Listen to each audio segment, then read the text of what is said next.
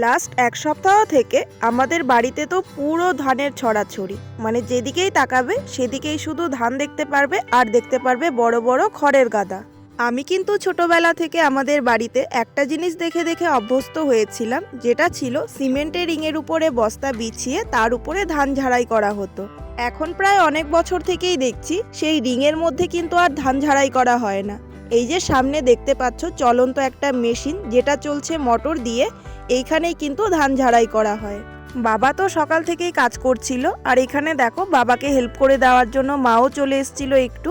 আসলে কি বলতো, অল্প কাজ থাকলে না লোক আসতে চায় না কাজ করার জন্য, তখন না বাড়ির লোকেই হাতে হাতে একটু করে দিতে হয়। আর যেহেতু এখন শীতের দিন, খুব তাড়াতাড়ি সন্ধে নেমে যায়, তো মা সকালবেলা রান্না বান্না করে খাওয়া দাওয়া সেরে তারপর দুপুরবেলা বাবাকে একটু হেল্প করেছিল।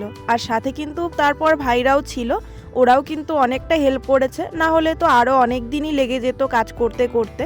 তাও মোটামুটি কিন্তু আমাদের 2-3 দিন সময় নিয়েছিল। তারপর আমিও চলে আসি হাতে হাতে একটু হেল্প করতে। আর অনেক দিন পর কিন্তু দেখো আমি ঠেলায় উঠেছিলাম। আমার কাজটা কি ছিল বলো তো, ধান ঝাড়াই করার পর যে খড়ের আটিগুলো ছিল সেগুলোকে আলাদা জায়গায় রেখে আসা। মানে বাড়িতে তো প্রচুর জায়গা নিচ্ছিল, তো সেগুলোকে নদীর পাড়ে রেখে আসতে হচ্ছিল। অবশ্যই আমি একা একা করছিলাম না, মা বাবা সাথে ছিল, তো অনেক কাজ করে ফেললাম। এখন যাই একটু রেস্ট করতে।